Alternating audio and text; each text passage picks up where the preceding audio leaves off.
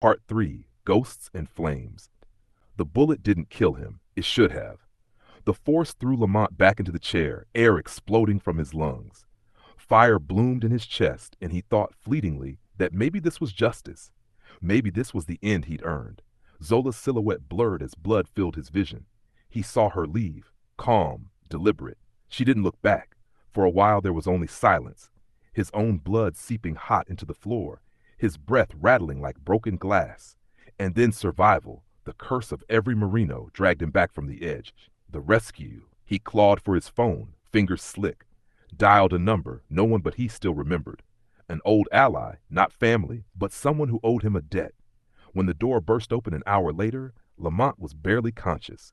The medic cursed at the wound, at the wasted blood. "Why bother?" the ally muttered, hands red. "You're finished." "Not yet," Lamont rasped. His voice was a whisper carved from stone. Against all odds he lived, fever raged, scars knitted.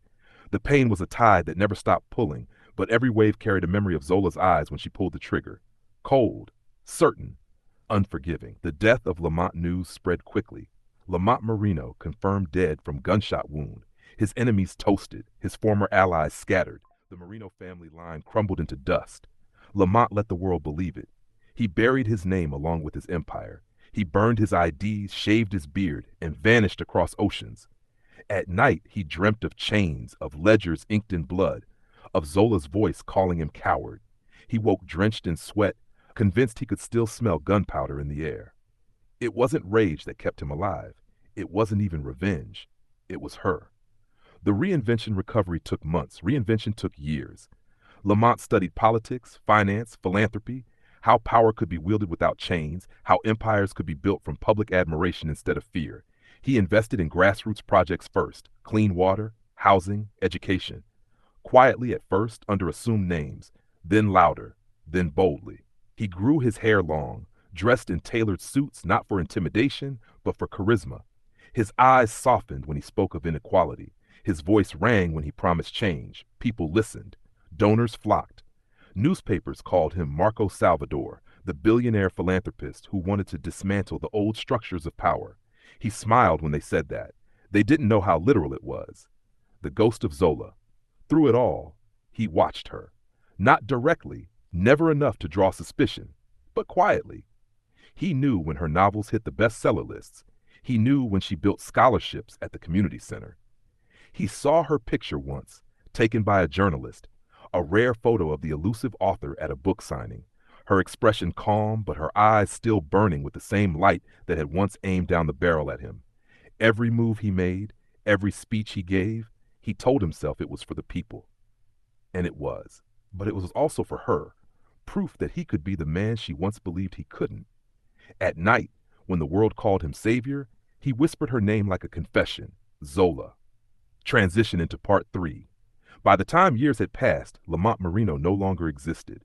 Only Marco Salvador remained, a man of light, calm, and collected, admired by the very city he once haunted. But under the polished veneer, the vow remained, the one he had spoken with his eyes the night his family fell.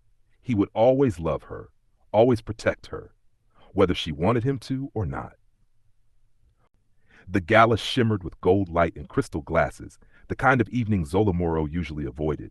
She had agreed to attend only because the community center's scholarship fund was receiving a grant, and her quiet presence lent weight to the cause. She wore black, always black. Her pen name adorned the program, though she doubted anyone would connect the woman with the bestsellers stacked in the lobby. That was her safety, her mask. But when she walked into the atrium and saw him, the mask cracked. Marco Salvador. He stood at the podium, his long hair tied neatly at the nape of his neck, his suit impeccable, his voice carrying through the crowd like a hymn. He spoke of justice, of wealth inequality, of dismantling systems that preyed on the weak. The audience leaned forward, rapt. Zola could not breathe, because Marco Salvador was Lamont Marino, alive, transformed. Her bullet had not killed him, her vow had not ended him. He was here in the light, dressed not as a prince of crime, but as a savior of men.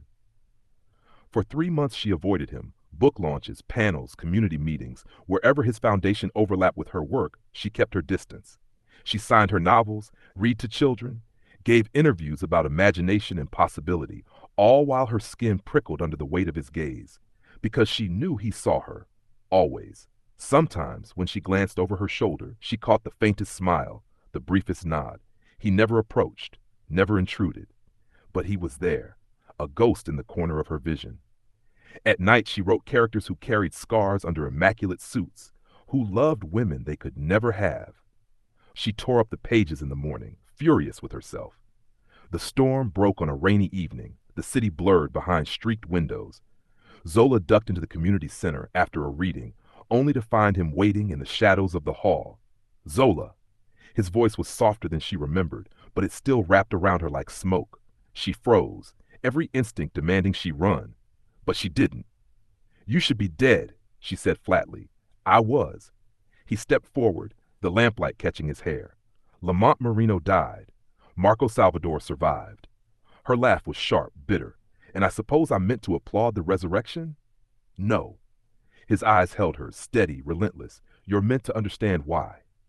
They met again, and again, in cafes where no one recognized them, in empty offices late at night, in the quiet corners of libraries. Each time, the veneer chipped. Marco told her everything, the night she shot him, the silence he bled into, the years of rebuilding. He told her how he dismantled the Marino name, how he poured its ashes into something new. "For the people," he said, voice breaking. "For myself. For you." Zola wanted to hate him. She wanted to end the conversation with steel and finality, but every word cracked her armor. Because he had changed, because he was telling the truth, because she had never stopped loving him, no matter how hard she tried. They kissed once in the shadow of a church doorway. It was soft this time, not desperate, not angry. A kiss that said we are alive, against all odds.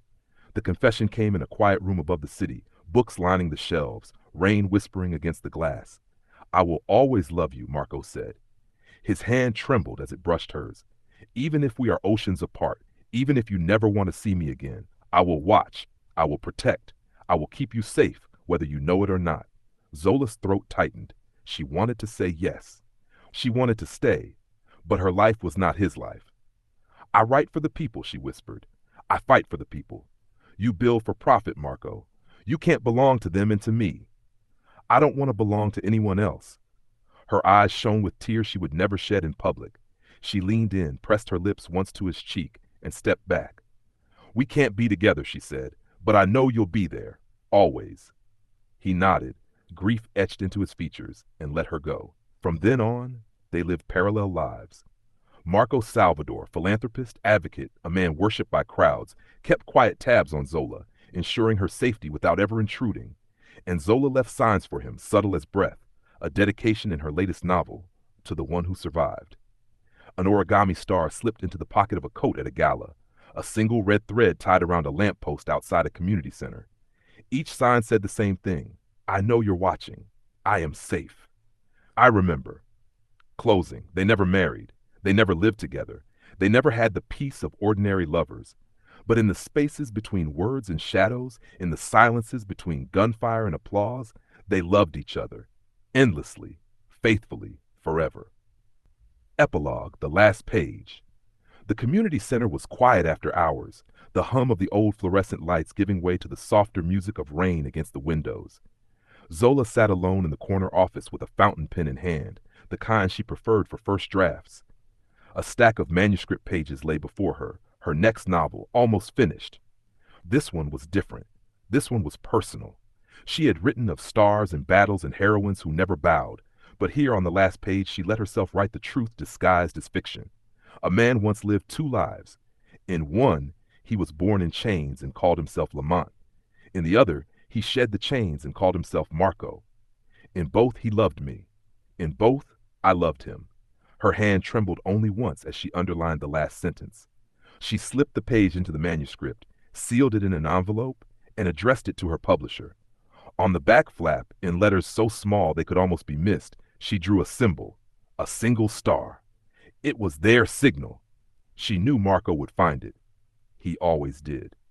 Zola closed the office, pulled her coat tight, and stepped into the rain.